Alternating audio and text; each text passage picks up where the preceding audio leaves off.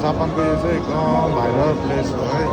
यहाँ चाहिँ सबै मान्छेहरू कहाँ कहाँदेखि गइरहेको हुन्छन्, घुमिरहेको हुन्छन्। यहाँ यसरी ढुङ्गा पनि चढ्यो, घुम्यो, बस्यो, खायो होइन। मान्छेहरू घुम्ने आइरहेको हुन्छ।